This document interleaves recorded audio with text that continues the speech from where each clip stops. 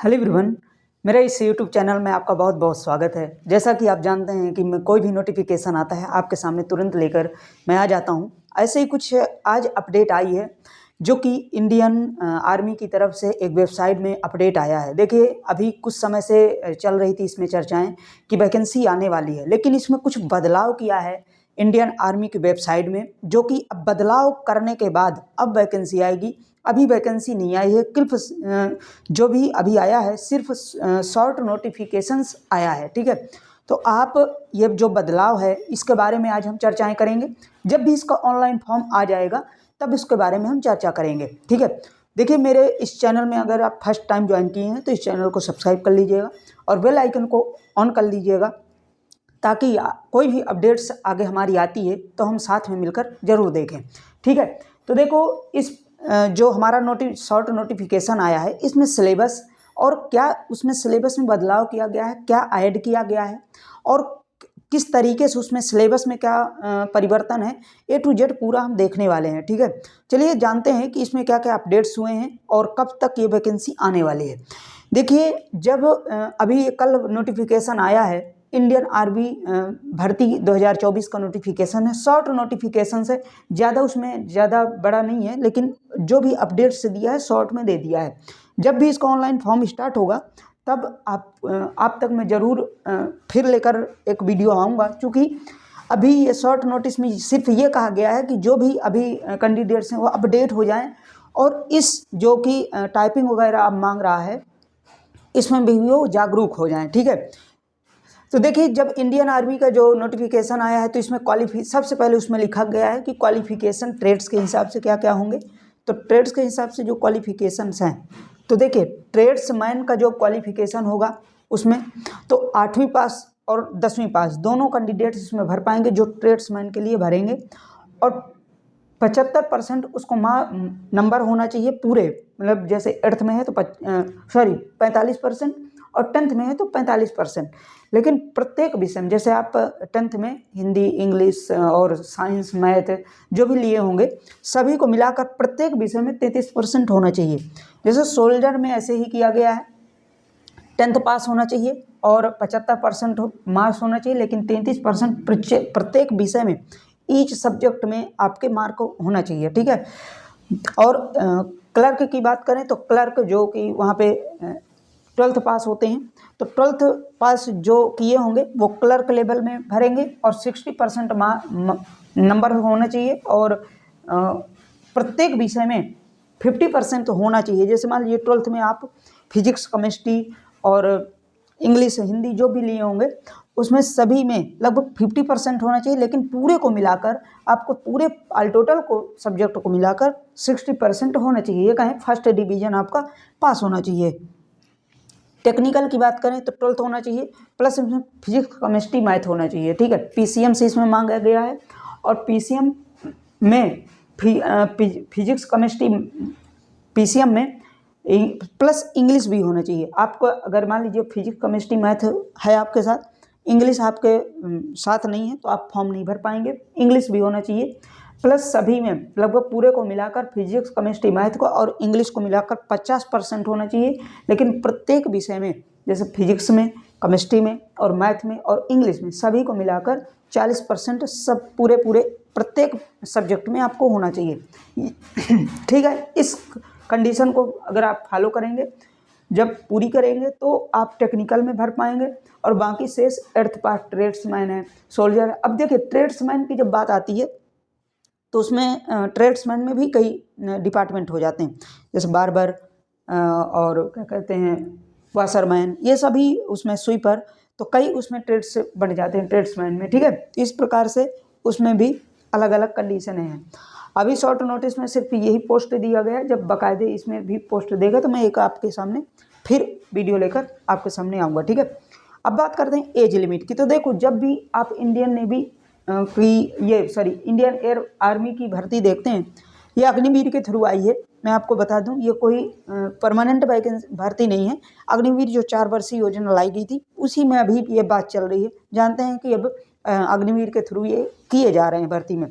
As की बात करते हैं तो 17.5 से लेकर 21 साल के बीच आपकी अगर एज है तभी आप फॉर्म को फिल कर पाएंगे। मान लीजिए पूरी आप एलिजिबिलिटी पूरी कर रहे हैं और आप 22 साल प्लस हो चुके हैं या 21 साल प्लस हो गए हैं तो इस फॉर्म को आप नहीं फिल कर पाएंगे, ठीक है। हाइट की बात करें तो 162 सेंटीमीटर लगभग सभी पोस्ट के लिए है, लेकिन एक पोस्ट है जो कि है ये क्लर्क लेवल है, 162 है इसमें केवल। बाकी जो भी टेक्निकल है, शोल्डर है, ट्रेड्समैन है, सभी पोस्टों के लिए 169। देखिए इसमें 169 सेंटीमीटर लिख देते हैं, लेकिन वहाँ जब मेजरमेंट होता है तो 170 आपकी होना चाहिए, ठीक है। 1 सेंटीमीटर आपको थोड़ा सा बड़ी होना चाहिए, तभी आप इसको कर पाएंगे, ठीक है।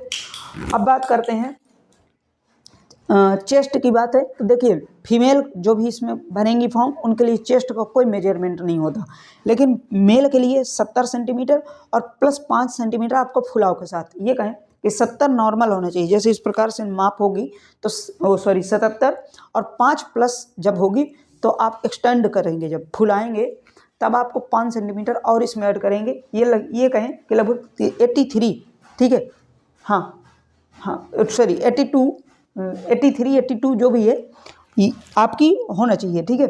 इस प्रकार से आपकी ये आपका चेस्ट होगा, ठीक है। अब बात करते हैं फिजिकल की बात। देखिए फिजिकल आप इसमें क्या क्या होगा, तो फिजिकल में देखिए पहले इसमें आपको हो सकता है फिजिकल पहले इसमें करवाया जाए या तो रिटर्न के बाद फिजिकल करवाया जाएगा, जैसे भी होगा बाद में हम चर्चाएं करेंगे। लेकिन इसमें फिजिकल के भी इस बार नंबर ऐड किया है। देखो मैं आपको लाने का मकसद यही है, पहले इसमें फिजिकल के नंबर नहीं ऐड होते थे कुछ पोस्टों में, कुछ जैसे आपके ट्रेड्समैन वगैरह में फिजिकल के नंबर सिर्फ क्वालिफाइंग थे, लेकिन अब पूरे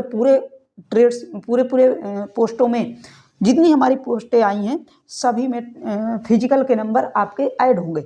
जैसे कहें कि 5 इसमें रनिंग पूरी होगी 1.6 किलोमीटर पूरी रनिंग, ठीक है। लेकिन इसमें समय नहीं किया गया, क्यों? क्योंकि सुनो, जब आप जाते हो भर्ती देखने तो डायरेक्ट आपको दौड़ाया जाता है, 200 300 का एक राउंड होता है, सभी को दौड़ाया जाता है। उसमें जो फास्ट होंगे, जैसे मान लीजिए 50 लड़के जो एकदम क्लीन निकल आए दौड़ में, उन्हीं को ले लिया जाता है। ये कहें कि इसमें कोई समय का प्रावधान नहीं, इसमें आपको दौड़ना भी काफ़ी तेज़ी से कि आप एक क्वालिफाइंग रहो, सबसे ज़्यादा दौड़ सको, ठीक है। तो इसमें ये होगा। अब देखिए जो 5-30 मिनट में जो दौड़ लेगा लगभग ये समय कर लेगा 1.5 किलोमीटर 5-30 मिनट में, तो उसको 60 नंबर दे दिया जाएगा, ठीक है। अब और 5-31 मिनट में जो पूरा करेगा 1 मिनट का देखिए डिफरेंस है, इधर 12 नंबर का उसको कट जाएगा, तो मतलब 48 नंबर उसको मिलेगा, ये कहें।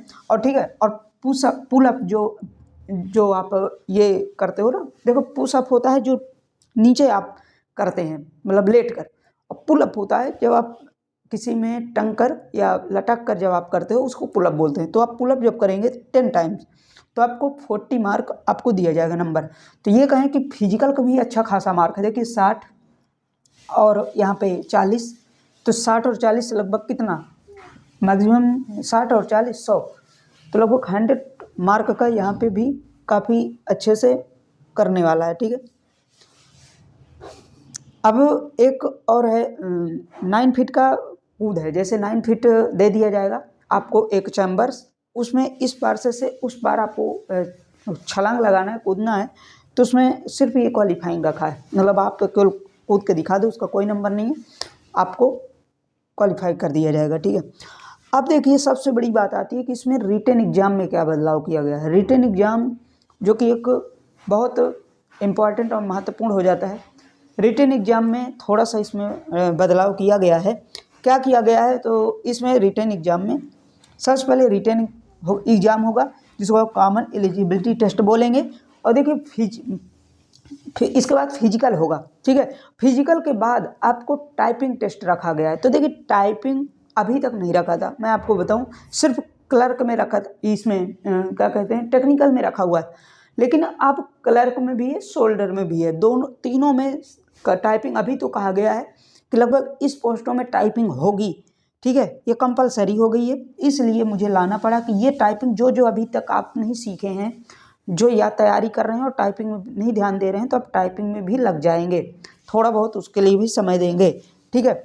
आते हैं बात डॉक्यूमेंट, फिर वेरिफिकेशन होगा, लास्ट में आपका मेडिकल होगा, ठीक है। इस प्रकार से आपका सिलेक्शन होगा। 4 चरणों से गुजर कर 4 स्टेप से आप जब क्रॉस होंगे तब आपका फाइनल सिलेक्शन होगा। अब देखिए रिटन एग्जाम तो हम बात कर लेते हैं, रिटन में क्या क्या आएगा और कितना सब्जेक्ट है। तो देखो दो पोस्टों के लिए लिखा हूँ, कौन से, जीडी और ट्रेड्समैन और क्लर्क। देखिए ये जो ट्रेड्समैन है इसके लिए और ये जीडी के लिए यहाँ पे है सिलेबस, क्लर्क के लिए और टेक्निकल के लिए अलग थोड़ा सा है सिलेबस, उसको मैं बता दूंगा, आप सुन लेंगे तो आपको आ जाएगा। देखो जीडी की बात करते हैं तो 50 क्वेश्चन, केवल ओनली 50 क्वेश्चन आएंगे और 100 नंबर का होगा। 1 घंटे का समय होगा, 60 मिनट का समय होगा सिर्फ, ठीक है। फर्स्ट इसमें जो कि जीके के 15 क्वेश्चन होंगे, साइंस के 15 क्वेश्चन होंगे और मैथ के आपके 15 क्वेश्चन होंगे, रीजनिंग के आपके 5 क्वेश्चन होंगे, ठीक है। इस प्रकार से आपके कितने हो गए 50 क्वेश्चन, ठीक है। 50 क्वेश्चन इसमें से आपको 100 नंबर के आएंगे और 60 मार्क का होगा, जो कि इसी से पूरी मेरिट बनने वाली है। ये रिटन एग्जाम और प्लस आपकी रनिंग, ये 2 चीज़ों से मेरिट आपकी बनेगी। क्लर्क की बात करें तो देखिए 50 क्वेश्चन 200 मार्क के होते हैं, 12th पास होता है 200 के, जैसे आप CHSL में देखते हैं सेम वही क्वेश्चन होता है 200 मार्क का, ठीक है। लेकिन इसमें क्वेश्चन अलग अलग होते हैं, नंबर जो कि क्वेश्चन के नंबर्स अलग अलग हैं। जीके के 5 क्वेश्चन केवल, साइंस के भी 5 क्वेश्चन, कंप्यूटर के भी 5, मैथ के भी 5 और इंग्लिश के देखिए 25। ये कहें कि इंग्लिश के अच्छे खासे क्वेश्चन आने वाले। तो इस प्रकार से इनका क्वेश्चन का डिस्ट्रीब्यूशन है। अब देखिए टेक्निकल का जो सिलेबस है तो इसमें देखिए जीएस है, साइंस है, कंप्यूटर है, मैथ है, इंग्लिश है, उसमें केमिस्ट्री और जुड़ जाती है, ठीक है। केमिस्ट्री को आप भी थोड़ा बहुत पढ़ लेंगे। 10th लेवल लगभग 12th लेवल की भी केमिस्ट्री आती है, रिएक्शन वगैरह आते हैं तो उसमें ऐड हो जाती है। तो इस टाइप का था, मुझे इस सेशन को लाने का सिर्फ ये मतलब था कि आप जो इसमें दिया गया है ये दौड़ के लिए मेजरमेंट, जो कि आपको थोड़ा सा रनिंग तेज करना है और प्लस टाइपिंग के लिए, तो ये टाइपिंग और बाकी और कोई इंक्वायरी है, बाकी अभी ऑनलाइन फॉर्म स्टार्ट नहीं हुआ, जब भी ऑनलाइन फॉर्म स्टार्ट हो जाएगा, अभी शॉर्ट नोटिस आया है, ठीक है, वेबसाइट में आया है, इंडियन आर्मी अग्निवीर वेबसाइट में इसका फॉर्म आ चुका है। जब भी इसका कोई नोटिफिकेशन आता है और ऑनलाइन प्रोसेस जब प्रक्रिया शुरू होगी तो मैं आपके सामने तुरंत लेकर आऊँगा, ठीक है। तो इस प्रकार से ये पूरा नोटिफिकेशन हमने देख लिया है। बाकी कोई भी इंक्वायरी हो तो आप मुझे कमेंट में ज़रूर बताएंगे और साथ में इस चैनल को सब्सक्राइब जरूर करेंगे ताकि हम दोनों साथ में एक दूसरे के साथ नोटिफिकेशन की चर्चाएं कर सकें, ठीक है। और मिलते हैं नेक्स्ट सेशन के साथ। Okay, thank you so much. Okay, bye bye.